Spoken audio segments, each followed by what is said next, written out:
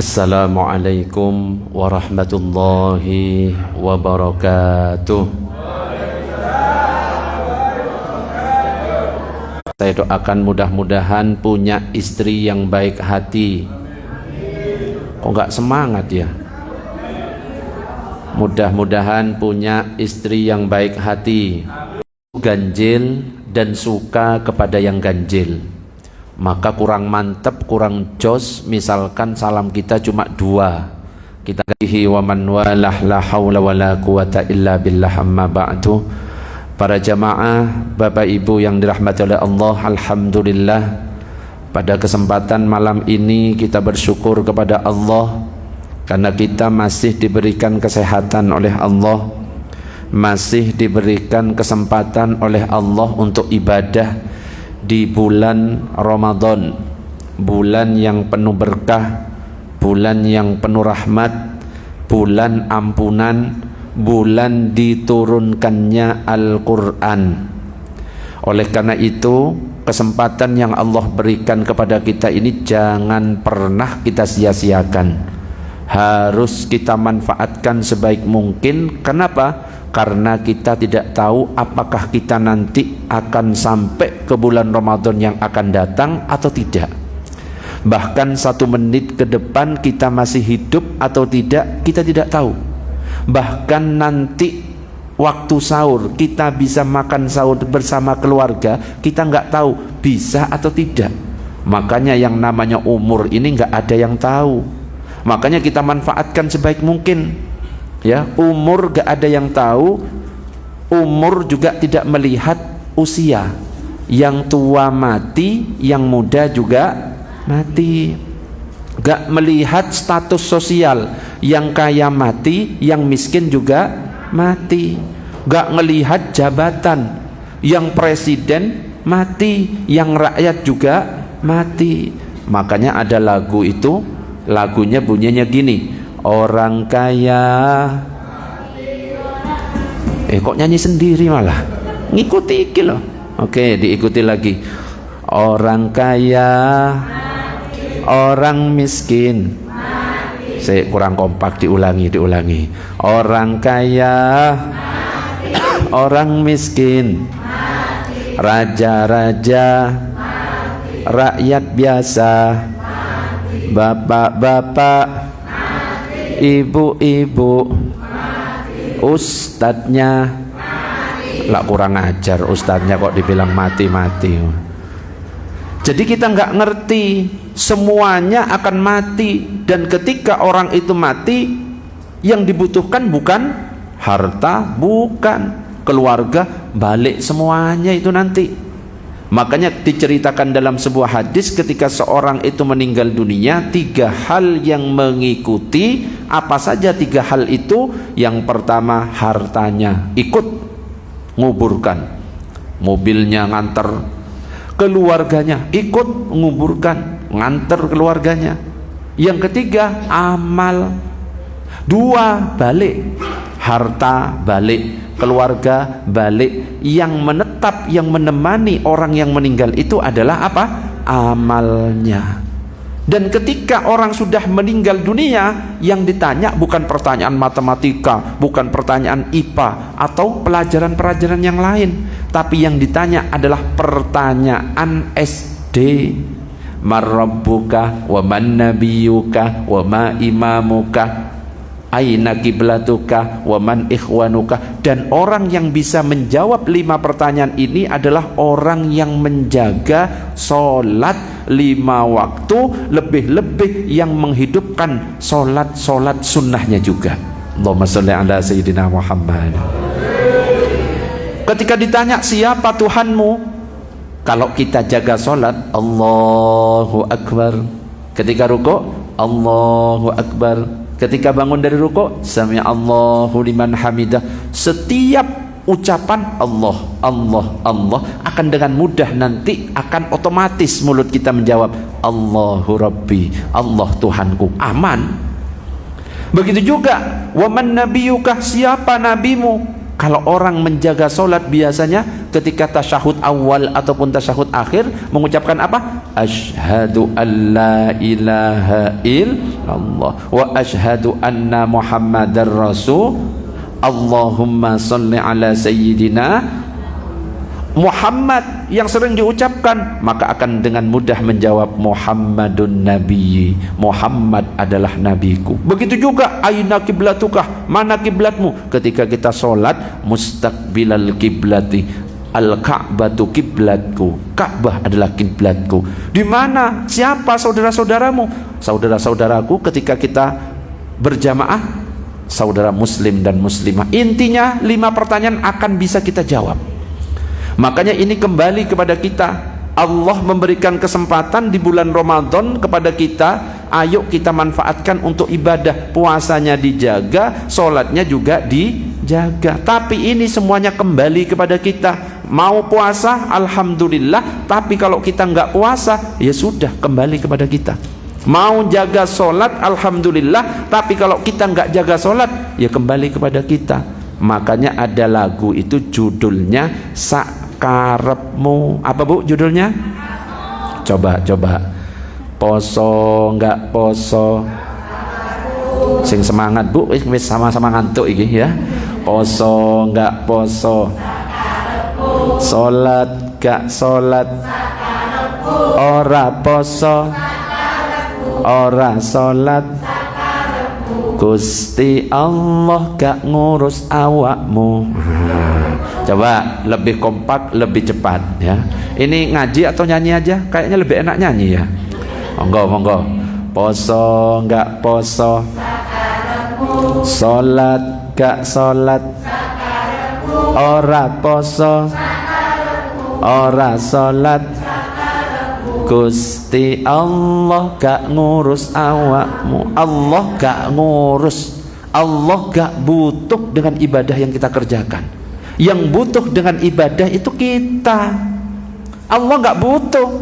Seandainya penduduk langit dan penduduk bumi semuanya gak ada yang ibadah kepada Allah, itu tidak akan mengurangi kebesaran Allah. Allah tetap maha besar, Allah tetap maha agung, Allah tetap maha kuasa.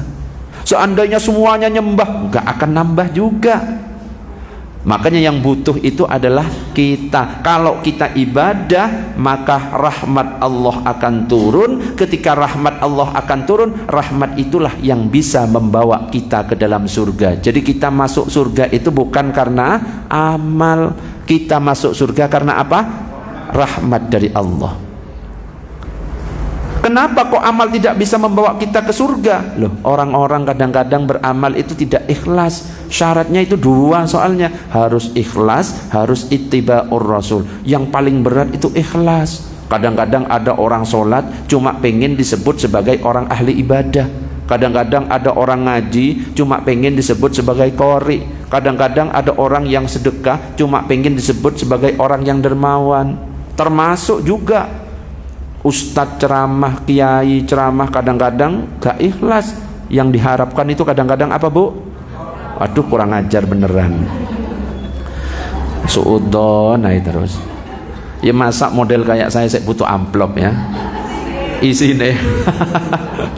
Makanya kalau ada ustadz, ada kiai ceramah, dia mengharapkan amplop, hukumnya haram, dosa besar. Tetapi kalau ada jamaah, ada ketua takmir, Ustadz Hartoyo ngundang ustadz, ngundang kiai, gak ngasih amplop, dosanya jauh lebih besar. Nah ya, berat itu. Ikhlas itu berat. Memang mudah untuk kita ucapkan, tapi berat. Termasuk kita di bulan Ramadan ini, kita dilatih oleh Allah. Jadi bulan Ramadan 30 hari atau 29 hari ini latihan bagi kita. Tujuannya untuk apa? Supaya harapannya nanti di luar Ramadan kita bisa istiqomah. Kita lihat kalau di bulan Ramadan itu orang yang biasanya nggak pernah ke masjid jadi ke masjid. Orang yang nggak pernah sholat isya berjamaah, nggak pernah subuh berjamaah, sholat 5 waktu nggak pernah ke masjid, jadinya ke masjid. Yang nggak pernah baca Al-Quran juga jadinya tadarus baca Al-Quran. Itu hebatnya Ramadan. Makanya ketika semangat muncul, akhirnya kita dilatih. Selama 30 hari, harapannya ketika sudah terbiasa 30 hari, nanti di luar Ramadan kita tetap istiqomah. Puasa Ramadan sudah dilatih setiap hari. Harapannya di luar Ramadan kita tetap menjaga puasa. Banyak puasa-puasa sunnah itu. Ada puasa 3 hari namanya Ayyamul Bid. Puasa Ayyamul Bid itu puasanya siapa, Bu? Puasanya siapa, Mas? Puasa Ayyamul Bid ini puasanya Nabi Adam. Jadi Nabi Adam itu disuruh berpuasa oleh Allah 3 hari dalam sebulan. Kenapa kok disebut sebagai Ayyamul Bid? Ada 2 riwayat, 2 pendapat dari ulama. Pendapat yang pertama mengatakan disebut sebagai Ayyamul Bid. Ayyamul Bid itu artinya hari-hari putih, karena pada tanggal 13, 14, 15 bulan itu sedang purnama, sempurna, terang benderang, menyinarkan sinarnya itu berwarna putih. Maka disebut di tanggal 13, 14, 15 itu hari-hari putih. Yang kedua, riwayatnya adalah Nabi Adam ketika diusir oleh Allah dari surga terbakar oleh matahari. Gosong itu badannya Nabi Adam. Ketika nyampe di bumi, Allah kemudian ngasih petunjuk, hei Adam, kalau kamu pengen kembali memutih badanmu seperti semula, puasa 3 hari. Tanggal 13 akhirnya Nabi Adam berpuasa. Ketika Nabi Adam berpuasa, 1/3 putih, sisanya hitam. Tanggal 14 berpuasa, 2/3 putih, sisanya hitam. Tanggal 15 berpuasa, full, semua badannya Nabi Adam menjadi putih kembali ke semula. Maka peristiwa kembali putihnya badannya Nabi Adam ke bentuk semula, itulah disebut hari-hari putih atau Ayyamul Bid. Makanya ibu-ibu kalau pengen perawatan badan, kulitnya pengen putih, salah satu contohnya ditiru Nabi Adam, puasa Ayyamul Bid. Tapi kalau puasa wajib lengkap. Kalau nggak lengkap nanti belang, Bu. Putih, hitam, full, insya Allah. Jadi Nabi Adam disuruh berpuasa, termasuk kita disuruh puasa. Jadi yang disuruh berpuasa itu tidak hanya kita, tapi nabi-nabi terdahulu juga berpuasa. Nah, Allah itu memberikan kesempatan melatih kita sehingga kita terbiasa. Puasa terbiasa, sholat malam jadi terbiasa, dan lain sebagainya, termasuk membaca Al-Quran. Lebih-lebih di bulan Ramadan ini sangat-sangat dianjurkan sekali. Kenapa? Bulan Ramadan adalah bulan Al-Quran. Istilahnya yang biasa diperingati oleh umat Islam adalah apa? Nuzulul Quran. Saya tanya, Bu, kapan turunnya Al-Quran? Ada yang tahu? Kapan? Tanggal berapa? Apa iya tanggal 17? Padahal kalau di ayatnya itu inna anzalnahu fi lailatul qadr, sesungguhnya kami menurunkan Al-Quran di Lailatul Qadar. Padahal Nabi mengatakan Lailatul Qadarnya itu di malam-malam ganjil, bukan tanggal 17. Kenapa kok kita memperingatinya tanggal 17? Ada yang tahu? Nah, itu yang kadang-kadang dipertanyakan, loh kok bisa wong Lailatul Qadar? Lailatul Qadar itu turunnya Al-Quran, dan di hari-hari ganjil, tidak tanggal 17. Ternyata penurunan Al-Quran itu ada 2 periode penurunan. 2 kali Al-Quran itu turun. Sekali lagi, Al-Quran itu turun 2 kali, alias 2 periode. Periode pertama, Al-Quran itu turun di bulan Ramadan tanpa diketahui tanggal dan tahunnya, tidak di zaman Rasulullah, dan turunnya itu langsung 30 juz dari sisi Allah Lauhil Mahfud ke langit dunia Baitul Izzah. Makanya peristiwa inilah yang tidak diketahui tanggalnya, yang tidak diketahui tahunnya, itulah yang Lailatul Qadar. Jadi yang Lailatul Qadar itu Al-Quran turun langsung 30 juz dari sisi Allah Lauhil Mahfud ke langit dunia. Itu Lailatul Qadar, dan gak ada yang tahu. Rasulullah juga gak ngasih tahu kapan, lupa Rasulullah kapannya itu, cuma ngasih ciri-cirinya. Sedangkan tahap yang kedua, Al-Quran itu turun dari langit dunia, turun secara berangsur-angsur ke Rasulullah selama 23 tahun. Turunnya Al-Quran secara berangsur-angsur kepada Rasulullah, turun pertama itu tanggal 17 Ramadan di Gua Hira. Dan ayat yang turun pertama kali adalah ayat 1 sampai 5 surat Al-Alaq.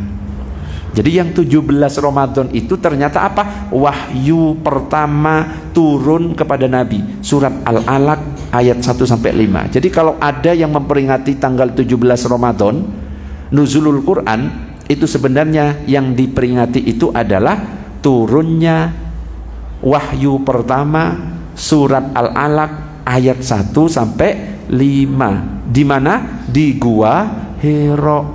Dan itu turun secara berangsur-angsur selama 23 tahun. Nabi lagi di Gua Hira, tiba-tiba ada malaikat yang kemudian mengatakan Iqra. Kemudian dilanjutkan bersama-sama, Iqra bismi rabbikal ladzi khalaq. Lanjut, khalaqal insana min Iqra wa rabbukal akram alladzi 'allama bil qalam 'allamal insana ma lam ya'lam. 5 ayat ini dan sekaligus pengukuhan peresmian Muhammad sebagai nabi. Jadi yang kita peringati itu sebenarnya 2 hal itu. Nabi Muhammad diangkat sebagai rasul, dan begitu juga turunnya Al-Quran pertama kali kepada Nabi Muhammad surat Al-Alaq ayat 1 sampai 5. Allahumma sholli ala sayyidina Muhammad. Saya doakan yang hadir di tempat ini mudah-mudahan rizkinya lancar semuanya. Ada tips dan trik supaya rizkinya lancar, bapak-bapak ini. Kenapa? Karena ini ditujukan untuk bapak-bapak. Bapak-bapak kalau pengen rizkinya lancar itu, lihat bagaimana cara tidur istrinya. Oke? Nanti ibu-ibu kasih tahu, Pak, saya tadi malam ngaji ke Ustadz, katanya kalau pengen rezekimu lancar, lihatin caraku tidur. Jadi Pak, nanti dilihat cara istrinya tidur itu gimana. Gimana maksudnya? Kalau istri tidur menghadap ke arah barat, cari rizki ke arah yang berlawanan. Berarti nyarinya kemana, Bu? Timur. Coba yang kompak. Kalau istri ngadepnya ke barat, berarti suami nyari rizki ke arah timur. Kalau istrinya tidurnya ngadep timur, berarti suaminya nyari ke arah. Loh Ustadz, istri saya itu tengkurap. Nah, kemana Ustadz saya nyari rizkinya? Kalau istrinya tengkurap, nyarinya ke arah utara atau selatan. Loh Ustadz, gak tengkurap Ustadz, tapi telentang. Kalau telentang, gak usah kemana-mana, rizki ada di depan mata. Allahumma sholli ala sayyidina Muhammad. Nah, ketika kita tahu bahwa Al-Quran itu turun di bulan Ramadan, maka ini pertanda kita, isyarat kepada kita agar kita itu memperbanyak membaca Al-Quran. Rasulullah itu selalu didatangi malaikat Jibril setiap malam Ramadan bertadarus, dicek bacaannya Rasulullah itu. Khawatirnya ada wahyu yang terlewat. Malaikat Jibril yang ngecek secara langsung. Makanya kalau ada tadarus, yaitu mengamalkan Rasulullah sama malaikat Jibril yang bertadarus Al-Quran. Bahkan para ulama-ulama terdahulu itu semangat sekali ketika masuk bulan Ramadan. Salah satu contohnya ada ulama kalangan tabi'in yang bernama Al-Aswad bin Yazid. Al-Aswad bin Yazid ini menghatamkan Al-Quran setiap 2 malam. Oh, keren berarti. Ada lagi Qatadah. Qatadah ini ulama kalangan tabi'in, biasanya kalau di luar Ramadan setiap 7 hari hatam Quran. Ketika masuk bulan Ramadan lebih semangat lagi, 3 hari hatam. Ketika masuk di malam-malam terakhir, 10 terakhir, 1 hari hatam Quran. Itu Qatadah. Bahkan yang lebih keren lagi, Imam Syafi'i 1 hari itu hatam 2 kali, sampai sebulan hatamnya 60 kali. Dan dikatakan dalam sebuah riwayat, hatamnya Imam Syafi'i membaca Al-Quran di bulan Ramadan itu dilakukan saat sholat. Bayangkan sholatnya Imam Syafi'i itu kayak apa? Ya nggak kayak kita. Kalau kita kan apa? Senang yang cepat apa lambat? Senangnya kan At-Takatsur, Al-Ikhlas, Al-Asr, Al-Ikhlas. Itu pun ya diprotes kalau kurang cepat, ya diprotes. Oh no, di sini saya merotes saya dulu karena kurang banter. Iki loh, saya duduk sama Ustadz Hartoyo, iki merotes saya ini. Apa iki? Saya teringat terus ini. Yang di dekatnya Ustadz Hartoyo sama Ustadz Miftah, saya diprotes kurang banter Ustadz. Saya wis diredek itu, padahal wis tak banterin. Bismillahirrahmanirrahim. Alhamdulillahirabbil alamin arrahmanirrahim maliki yaumiddin. Pas salam dicolek. Ustadz mohon maaf, aduh kecepatan ini. Ternyata apa? Mohon maaf kurang banter. Wah. Gak bahaya tak? Mau saya tantang, mau tak bilang gini, ayo jamaah siapkan SIM, STNK, helm, sabuk pengaman. Mau tak gitu kan padahal kemarin cuma gak enak saya. Tapi gak apa-apa, yang penting kita sholat. Yang penting jangan sampai menghilangkan hak-hak dari hurufnya. Kenapa? Kalau Al-Fatihah yang kita baca kok sampai mengurangi panjang pendek, makhorijul hurufnya berubah, itu berubah makna, sholat tidak sah. Contohnya apa? Bismillahirrahmanirrahim. Artinya apa, Bu? Dengan nama Allah yang Maha Pengasih, Maha Penyayang. Diganti sa. Bismillahirrahmanirrahim. Artinya apa? Dengan dosa Allah yang Maha Pengasih, Maha Penyayang. Alhamdulillahi Rabbil Alamin. Segala puji hanya bagi Allah. Diganti ha. Alhamdulillahi Rabbil Alamin. Segala kematian milik Allah. Loh, berubahlah. Ar-Rahmanir-Rahim, yang Maha Pengasih, Maha Penyayang. Diganti kha. Ar-Rahmanir-Rahim, yang Maha Pengasih lagi Maha Merdu. Berubah. Iyyaka na'budu wa iyyaka nasta'in. Hanya kepadamu kami menyembah, hanya kepadamu kami minta pertolongan. Ada tasdidnya, gak pakai tasdid. Iyyaka na'budu wa iyyaka nasta'in. Hanya kepada cahaya mataharimu kami menyembah, hanya kepada cahaya mataharimu kami minta pertolongan. Jadinya syirik. Makanya harus hati-hati. Meskipun cepat, tetap hati-hati. Saya jadi teringat kisah salah satu ketua umum PP Muhammadiyah yang bernama Bapak Abdul Razak Fahruddin. Ketua umum PP Muhammadiyah yang paling lama pernah silaturahim ke Tebu Ireng, ke rumahnya Kiai Haji Abdurrahman Wahid atau dikenal Gus Dur. Tepatnya di bulan Ramadan datang Bapak Abdul Razak Fahruddin, assalamualaikum, ngobrol-ngobrol sampai tiba waktu buka. Kemudian Gus Dur mengatakan, Bapak Abdul Razak Fahruddin, untuk malam ini saya mohon Anda yang menjadi imam sholat tarawih. Bapak Abdul Razak Fahruddin, ketua umum PP Muhammadiyah, sholat tarawihnya berapa rakaat, Bu? 11, 8 plus 3. Kalau Tebu Ireng tempatnya NU biasanya sholatnya berapa? 23. Tapi karena beliau Bapak Abdul Razak Fahruddin menghargai tawaran dari Gus Dur, maka beliau mengatakan, siap, untuk malam ini saya siap menjadi imam. Maka tibalah waktu sholat tarawih. Maju Bapak Abdul Razak Fahruddin ke depan. Tapi beliau itu orangnya bijak. Ketika mau mulai sholat, kemudian beliau berkata, para jamaah mau sholat 20 plus 3 versi NU atau sholat 8 plus 3 versi Muhammadiyah. Jamaahnya ngerti, wah ini ketua Muhammadiyah, ayo kita kerjain biar jadi NU. Kita jawab aja 23. Ngompak langsung ribuan warga NU yang hadir di Masjid Tebu Ireng, langsung 23 kiai, dengan maksud ngerjain Bapak Abdul Razak Fahruddin biar sekali-sekali jadi orang NU. Ternyata beliau menyanggupi, siap, untuk malam ini kita akan sholat 23 rakaat. Mulai sholat. Ternyata kebiasaan Bapak Abdul Razak Fahruddin kebawa. Kalau di Muhammadiyah banter atau pelan? Pelan. Ternyata 23 rakaat ngimaminya pelan. Allahu Akbar. Alhamdulillahi Rabbil Alamin. Yang di belakang yang jawabnya 23. Waduh, salah jawab iki. Ar-Rahmanir Rahim. angel iki ngono wis menyesal sampai amin. Harapannya habis surat Al-Fatihah yang dibaca At-Takatsur sama surat Al-Ikhlas, ternyata alif lam mim mateng niat ngerjain dikerjain balik sama Bapak Abdul Razak Fahrudin.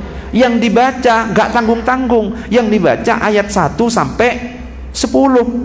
Itu rakaat pertama, coba bayangkan bacaannya tartil pelan ayat 1 sampai 10.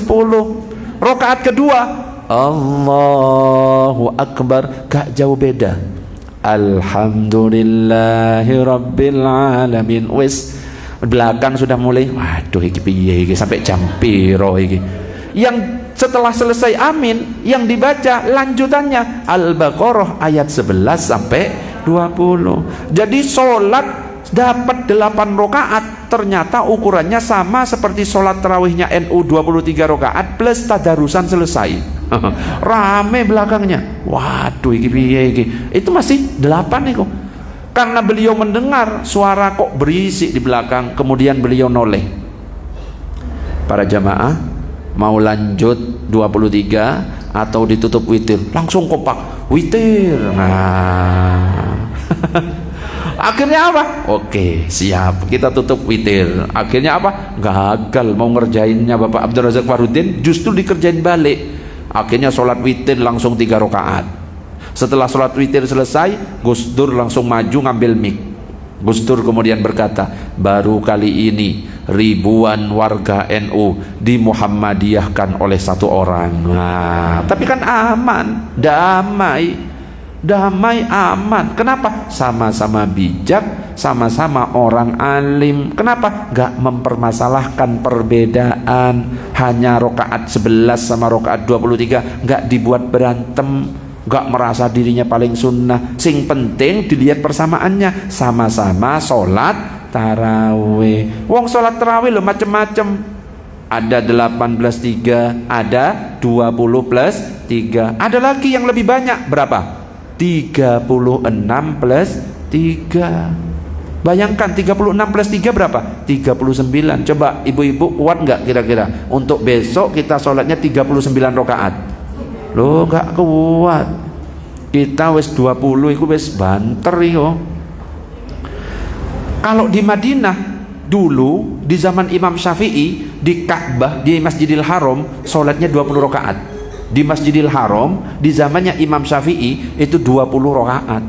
Zamannya Umar bin Khattab 20 rakaat. Tapi cara sholatnya beda dengan kita. Kalau kita asluli Allahu Akbar dhallin amin asluli kan kayak gitu kan. Kalau dulu di zaman ulama-ulama terdahulu tarawih itu ada istirahatnya. Kenapa? Sesuai dengan namanya, aslinya itu tarwihah. Tarwihah itu artinya istirahat, karena banyak istirahatnya. Tarawih, sholat yang banyak istirahatnya. Cara ngerjakannya gimana? Sholat 2 rakaat, Allahu Akbar, habis salam 2 rakaat lagi, Allahu Akbar. Kalau sudah 4, tawaf di Ka'bah, istirahatnya tawaf. Terus sholat lagi 2 rakaat, 2 rakaat lagi, sudah 4 lagi, tawaf lagi. Jadi tawaf di Ka'bah itu sampai 4 kali. Di Madinah kemudian iri, enak di Masjidil Haram, pas istirahat bisa tawaf. Lah kita gimana cara tawafnya? Oh nggak ada Ka'bahnya. Akhirnya Imam Malik berijtihad, berpendapat ya sudah tawafnya kita ganti 4 rakaat.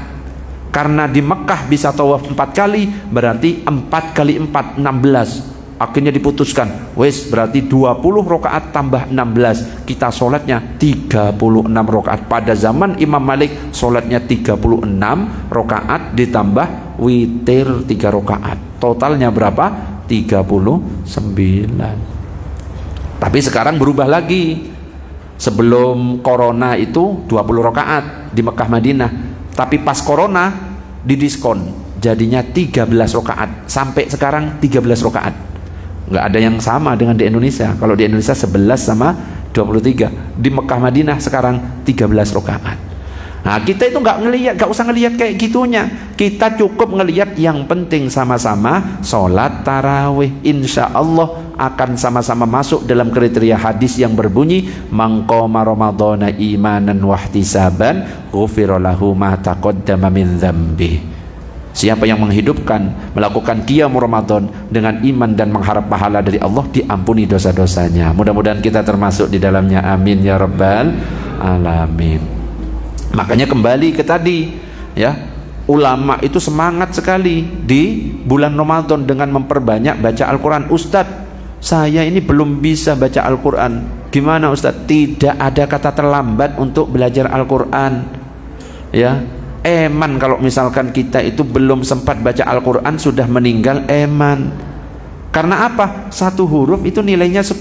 Nabi itu pernah mengatakan la aqulu alif lam mim harfun walakin alifun harfun wa lamun harfun wa mimun harfun. Aku tidak mengatakan alif satu huruf, lam satu huruf, mim satu huruf, tapi aku tidak mengatakan alif lam mim satu huruf, tapi alif satu huruf, lam satu huruf, mim satu huruf. Jadi kalau kita baca alif lam mim itu sudah 3 huruf, 30 itu. Makanya Bapak Ibu kalau ada yang masih belum bisa baca Al-Quran, ayo belajar. Nanti kalau cari mantu juga cari yang Qurannya bagus. Jangan sampai seperti cerita itu, namanya siapa? Anas, Torik sama Imron. Anas, Torik dan Imron itu datang ke rumahnya Kiai pengen ngelamar putri Pak Kiai. Si Anas dengan PD-nya ngetok pintunya. Assalamualaikum. Waalaikumsalam. Ada apa? Saya ingin melamar putri Pak Kiai. Siapa namamu? Nama saya Anas Pak Kiai. Oke, sesuai dengan namamu, baca surat Anas. Dibaca. Bismillahirrahmanirrahim. Bersama-sama. Qul a'udzu birabbin nas, malikin nas, ilahin nas, min syarril waswasil khannas, alladzi yuwaswisu fi sudurin nas, minal jinnati wan nas. Pak Kiai jempol, bacaanmu bagus, tajwidmu bagus, makharijul hurufmu bagus, kamu calon mantuku. Yang kedua datang, namanya Torik, ngetok pintu. Assalamualaikum. Waalaikumsalam. Ada apa? Saya juga ingin melamar putri Pak Kiai. Namamu siapa? Nama saya Torik. Oke, sesuai dengan namamu, baca surat At-Torik. Dibaca. Was-samaa'i wat-tariqa wa ma adraka mat-tariqa an-najmus tsaqibah. 17 ayat hafal, dijempol. Kamu juga calon mantuku. Yang ketiga, Imron, kemeringat dingin. Kenapa? Terbayang surat Ali Imran 200 ayat. Waduh, iki piye iki? Datang sambil ngetok, sambil keringetan. Assalamualaikum. Waalaikumsalam. Ada apa? Wis mulai gak pede. Saya ingin melamar putri Pak Kiai. Namamu siapa? Tambah keringetan lagi.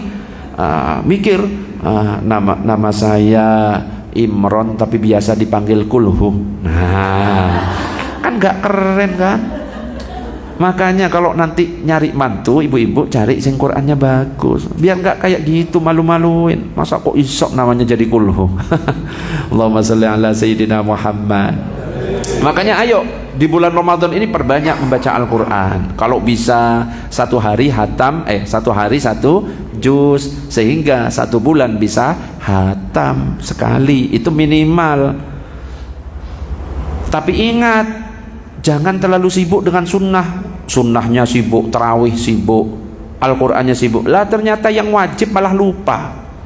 Lah salah satu kewajiban yang kita lakukan apa di bulan Ramadan? Puasanya jangan sampai lupa. Kadang-kadang ada orang yang asal puasa tapi nggak punya ilmu. Padahal para ulama itu mengatakan wa kullu man bighairi ilmin ya'malu a'maluhu mardudatun la tuqbalu. Setiap orang yang beramal dengan tanpa ilmu, amalannya ditolak, tidak diterima.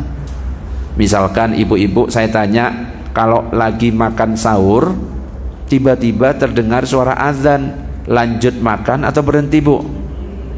Halo? Lanjut atau berhenti? Yakin? Lanjut atau berhenti? Ada hadis yang berbunyi seperti ini, idza sami'a ahadukumun nida wal ina'u ala yadihi fala yada'hu hatta yaqdiya hajatahu. Apabila kalian mendengar azan sedangkan sendok terakhir ada di depan mata, jangan berhenti, lanjutkan. Loh, Nabi yang mengatakan gitu. Berarti lanjut apa berhenti? Bingung sudah ini. Kalau kita belajarnya di YouTube pasti akan bilang lanjutkan. Padahal ini ternyata kata para ulama, ini azan pertama. Dulu di zaman Nabi itu ada 2 azan. Azan pertama itu jam 3, azan yang kedua jam 4. Azan pertama itu Bilal bin Rabah, azan yang kedua Abdullah bin Ummi Maktum. Ternyata yang dilanjutkan makan itu adalah pas azannya siapa? Bilal bin Rabah pas jam 3. Memang waktunya sahur. Gak boleh kalau misalkan kita lagi makan sahur kok tiba-tiba terdengar azan, wajib berhenti, dilepeh, dimuntahkan. Makanya di Indonesia itu dikenal ada istilah apa? Imsak. Imsak itu kurang lebih 10 menit sampai 15 menit. Nah ini harus ngerti juga. Ada lagi ibu-ibu mencicipi makanan, boleh apa enggak Bu? Boleh apa enggak bapak-bapak? Boleh. Kenapa? Yang bisa membatalkan itu kalau syaratnya 2, memasukkan dan menelan, baru batal. Kalau mencicipi itu pakai menelan apa enggak? Enggak. Alat perasa itu di lidah. Jadi kalau kita letakkan di lidah, ya sudah, dilepeh, aman. Kenapa? Cuma memasukkan, nggak pakai menelan. Makanya kok Ustadz Hartoyo iseng misalkan nyiapkan 1 baskom bakso terus dicicipi sampai habis. Saya tanya sekarang, batal atau tidak? Lah kok batal sih? Saya tanya lagi, syarat yang membatalkan itu 2, memasukkan dan menelan. Lah sekarang peristiwanya Ustadz Hartoyo nyiapkan capcay 1 mangkok, dicicipi, gak ditelan, dicicipi sampai habis. Sampai entek. Pertanyaannya, Ustadz Hartoyo puasanya batal atau tidak? Puasanya batal atau tidak? Kok isok batal? Itu yang membatalkan apa? Lah bukan masalah sampai enteknya, masuk ke syarat yang 2 ini, memasukkan, menelan. Saya tanya, Ustadz Hartoyo memasukkan ke mulut?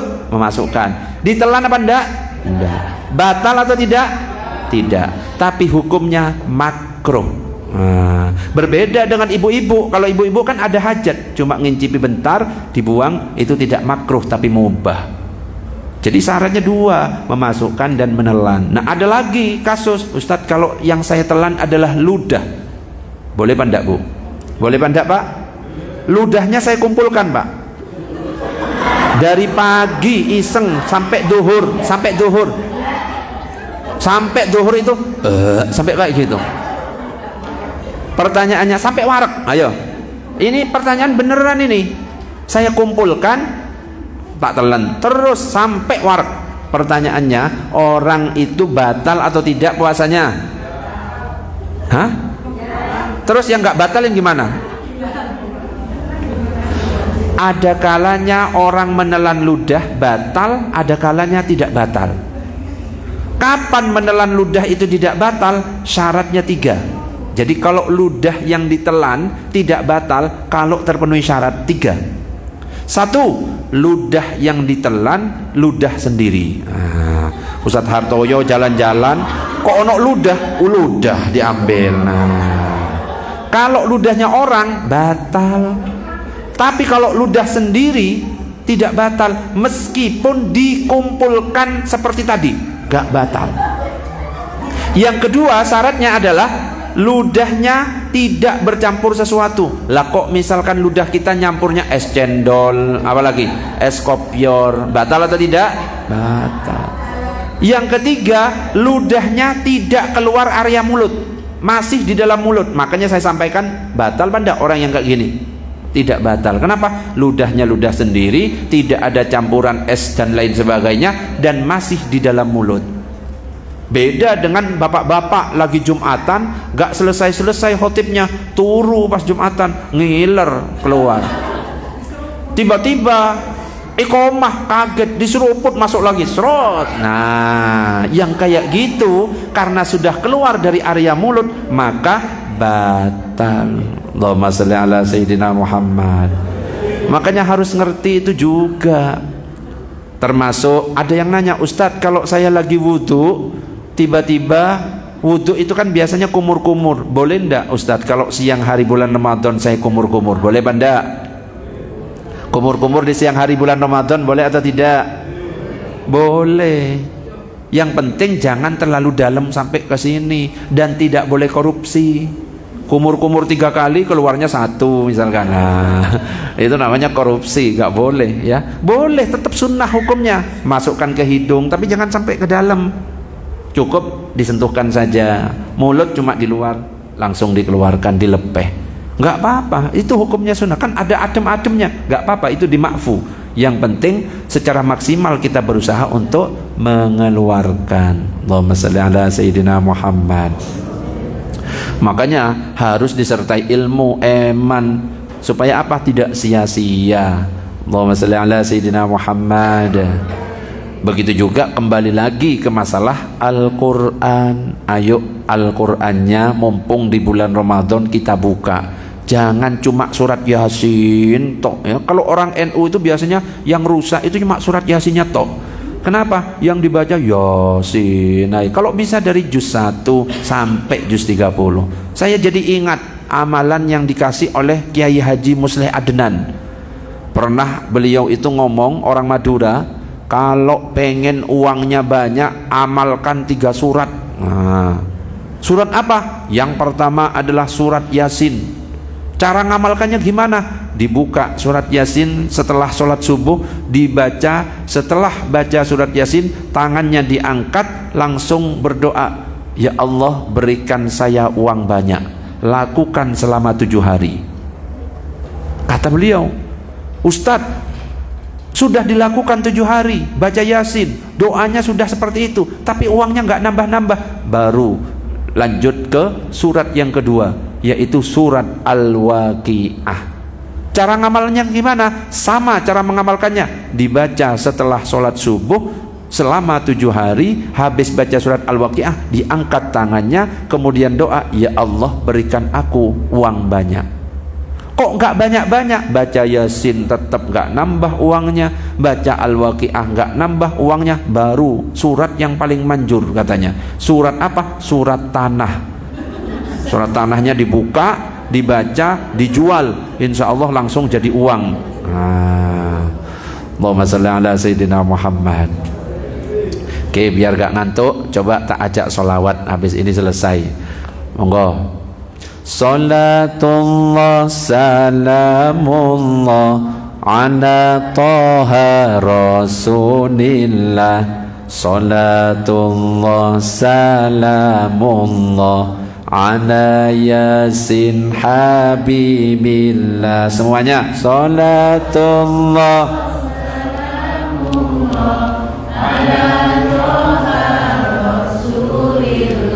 salatullah salamullah ala. Hei kawan, yuk kita ngaji, ngaji kepada para kiai, sebagai bekal di saat mati. Hujan gak hujan tetap ngaji. Salatullah salamullah ala Taha. Salatullah mullah ala Yasin. Hei kawan, yuk bersolawat kepada baginda Nabi Muhammad, agar kelak mendapat selamat dunia dan akhirat. Salatullah ala Taha Rasulillah. Salatullah Yasin Habibillah. Ya Allah, ya Tuhan kami, berikan kekuatan kepada kami untuk menjaga negeri ini. NKRI. Kurang semangat. NKRI. Salatullah salamullah ala Rasulillah. Salatullah salamullah ala yasin habibillah. Kalau untuk anak muda itu modelnya gini, kisah cinta zaman sekarang diawali dari chattingan, betul Bu? Saling lempar kata gombalan, belum kenal udah sayang-sayangan. Salatullah ala Taha Rasulillah. Salatullah salamullah ala. Hidup kita di akhir zaman, banyak cinta dibuat mainan. Cewek-cewek diajak jalan, tapi cuma dianggap teman. Salatullah salamullah ala Rasulillah. Salatullah salamullah ala Yasin. Enaknya kalau bersolawat itu bisa disisipin nasihat. Nasihat bisa dimasukkan di situ. Jadinya masuk, bisa dimasukkan doa, bahkan diajak dibuat ngawur pun sempat viral di TikTok juga bisa. Bapak NU Ibu Mus, Bapak NU Ibu Mus, kurang kompak. Bapak NU Ibu Mus, kakak Ansor adik Fatayat, tahlilane saben malam mulih tahlilan padha gawa rahmat. Kok iso berkat iki piye kok? Wes berkat ngelihat di depannya berkat. Mulai tahlilan padha gawa rahmat. Kok berkat sih? Rahmat. La yaq'udu qaumun yadhkurunallah illa haffathumul malaikah wa ghasyiyatuhumur rahmah wa nazalat alaihimus sakinah wa dzakarahumullahu fiman indahu. Tidak duduk satu kaum zikir kepada Allah, malaikat mengelilingi mereka, rahmat menyelimuti mereka, bukan berkat. Turun ketenangan kepada mereka, dibangga-banggakan di hadapan para malaikat. Mudah-mudahan kita termasuk di dalamnya. Amin ya rabbal alamin. Mudah-mudahan kita disampaikan ke bulan Ramadan yang akan datang. Amin ya rabbal. Mudah-mudahan kita mendapatkan Lailatul Qadar. Amin ya rabbal. Mudah-mudahan kita nanti istiqomah di luar Ramadan. Amin ya rabbal alamin. Mudah-mudahan yang saya sampaikan bermanfaat. Kurang dan lebihnya mohon dimaafkan. Demikian, assalamualaikum warahmatullahi wabarakatuh.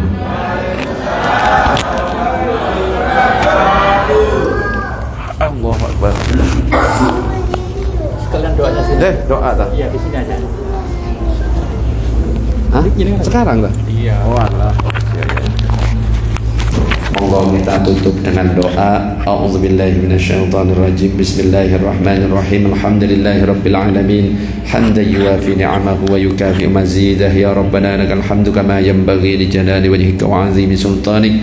Allahumma salli ala sayyidina Muhammad wa ala ali sayyidina Muhammad. Allahumma ighfir lana wa liwalidina warhamhum kama rabbawna shighara. Allahumma inna ala dzikrika wa syukrika wa husni ibadatik. Allahumma inna nas'aluka al-huda wat tuqa wal 'afafa wal ghina. Allahumma tawwil umurana wa sahhih jasadana wa nawwir qulubana wa sabbit imanana wa ahsin a'malana wa wasi' arzaqana wa ilal khairi qarribna wa 'anil syarri ab'idna wa qadi hawaijana fid din wad dunya wal akhirah innaka 'ala kulli syai'in qadir.